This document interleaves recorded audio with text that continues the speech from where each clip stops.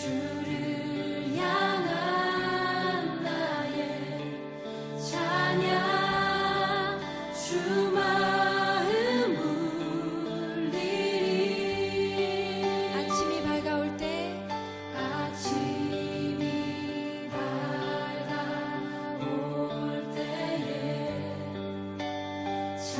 찬양의 맘 주시네 주를 향한 나의 찬양 주 마음 울리리 오늘 우리에게 주신 하나님의 말씀은 시편 35편 19절에서 18절까지입니다. 부당하게 나의 원수된 자가 나로 말미암아 기뻐하지 못하게 하시며 까닭없이 나를 미워하는 자들이 서로 눈짓하지 못하게 하소서. 무릇 그들은 화평을 말하지 아니하고 오히려 평안히 땅에 사는 자들을 거짓말로 모략하며 또 그들이 나를 향하여 입을 크게 벌리고 하하 우리가 목격하였다 하나이다. 여호와여 주께서 이를 보셨사오니 잠잠하지 마옵소서. 주여 나를 멀리하지 마옵소서. 나의 하나님 나의 주여 떨치고 깨셔서 나를 공판하시며 나의 송사를 다스리소서. 여호와 나의 하나님이여 주의 공의대로 나를 판단하사 그들이 나로 말미암아 기뻐하지 못하게 하소서. 그들이 마음속으로 이르기를 아하 소원을 성취하였다 하지 못하게 하시며 우리가 그를 삼켰다 말하지 못하게 하소서. 나의 재난을 기뻐하는 자들이 함께 부끄러워 낭패를 당하게 하시며 나를 향하여 스스로 뽐내는 자들이 수치와 욕을 당하게 하소서. 나의 의를 즐거워하는 자들이 기꺼이 노래 부르고 즐거워하게 하시며 그의 종의 평안함을 기뻐하시는 여호와는 위대하시다 하는 말을 그들이 항상 말하게 하소서. 나의 혀가 주의 의를 말하며 종일토록 주를 찬송하리이다. 아멘.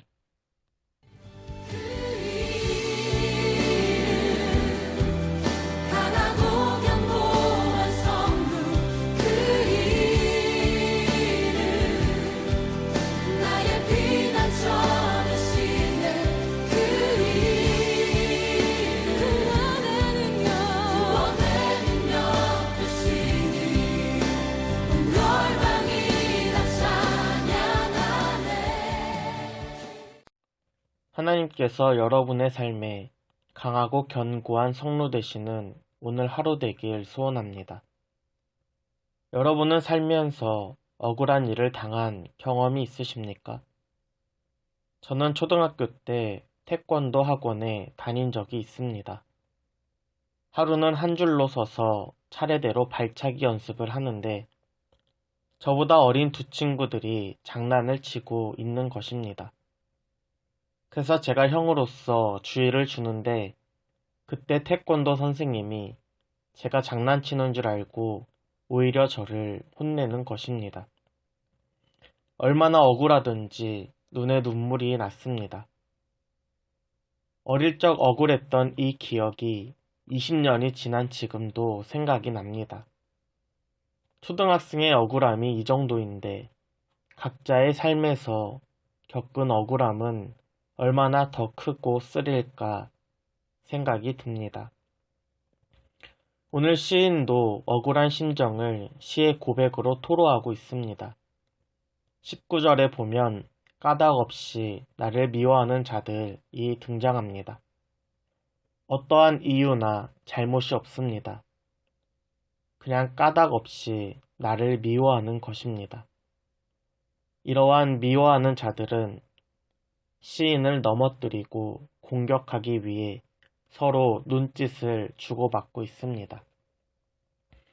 오늘 말씀 20절입니다. 그들은 화평을 말하지 아니하고 오히려 평안히 땅에 사는 자들을 거짓말로 모략하며. 아멘. 이들에게는 화평이 없습니다. 오히려 하나님의 말씀을 지키며 화평을 사랑하는 자들에게 거짓말로 모략합니다. 21절에 보면 그들이 입을 크게 벌리고 하하 우리가 목격하였나이다 라고 기록되어 있습니다. 이를 다른 번역으로 보면 위증하고 있다 라고 기록되고 있습니다. 위증은 재판 용어입니다. 재판은 사실을 따져서 죄를 지은 사람에게 벌을 내립니다. 이를 위해 증인은 사실만을 이야기해야 합니다. 그런데 시인의 원수들은 증인을 자처하면서 거짓을 말하고 있습니다. 오늘 본문에서 시인이 실제로 재판을 받았는지는 알 수 없지만 그 정도로 억울한 일을 당하고 있습니다. 시인이 이토록 억울함을 호소하는 이유는 원수들의 거짓으로 인해 고통받고 있기 때문입니다. 여러분은 이러한 억울한 상황에 처했을 때 어떻게 하십니까? 오늘 시인은 하나님께 기도합니다. 오늘 말씀 22절입니다. 잠잠하지 마옵소서, 주여 나를 멀리하지 마옵소서. 아멘. 시인의 고백은 하나님 가만히 계시지 마세요.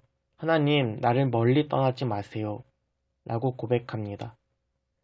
시인이 하나님께 기도하는 이유는 시인에게는 하나님을 향한 확신이 있었기 때문입니다.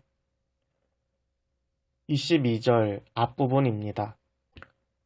여호와여 주께서 이를 보셨사오니. 아멘.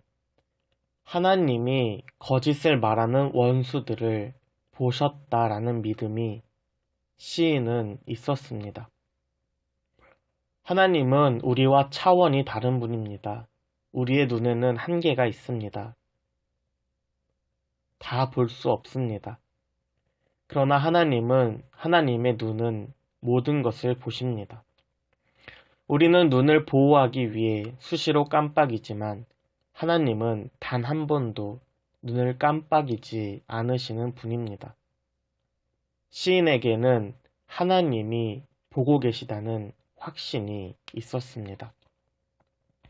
그런데 중요한 것은 이것을 본 사람이 누구냐는 것입니다.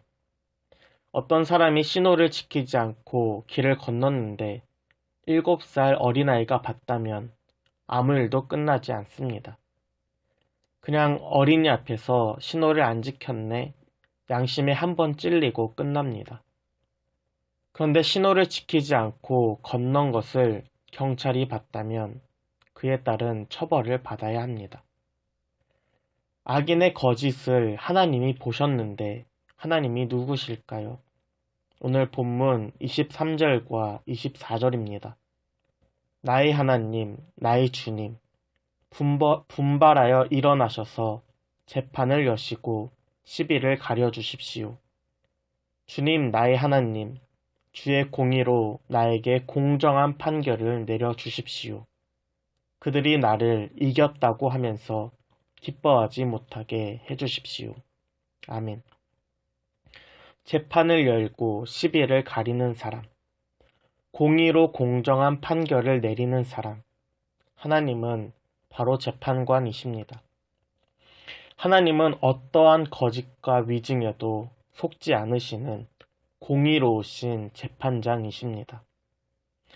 시인은 이러한 하나님에 대한 믿음이 있었기 때문에 억울함 속에서 하나님을 향하여 기도한 것입니다. 시인은 공의로우신 하나님 앞에 간구합니다. 오늘 말씀 26절에 보면 원수들이 부끄러워 낭패를 당하게 하시고 스스로 뽐내는 자들이 수치와 욕을 당하게 하소서. 27절에서는 을을 즐거워하는 자들이 노래 부르고 즐거워하게 하시며 여호와는 위대하시다 라고 항상 말하게 하소서. 시인의 고백입니다. 이것은 시인이 바라는 소망입니다. 시인은 자신의 힘으로 원수들을 부끄럽게 할 수 없습니다. 시인은 자신의 힘으로 의를 즐거워하는 자들을 즐겁게 할 수 없습니다. 그저 소망할 뿐입니다. 그러나 시인은 자신의 소망을 위하여 하나님 앞에 결단합니다. 오늘 말씀 28절입니다. 나의 혀가 주의 의를 말하며 종일토록 주를 찬송하리이다. 아멘. 시인은 원수를 심판할 힘도 의인을 즐겁게 할 수 있는 능력도 없습니다. 시인뿐만 아니라 그 누구도 다른 사람에게 내 소망을 소망대로 이룰 사람은 아무도 없습니다. 그러나 시인은 소망을 이루실 하나님을 믿으며 결단합니다. 나의 혀가 주의 의를 말하겠습니다. 이제부터 종일토록 주를 찬송하겠습니다.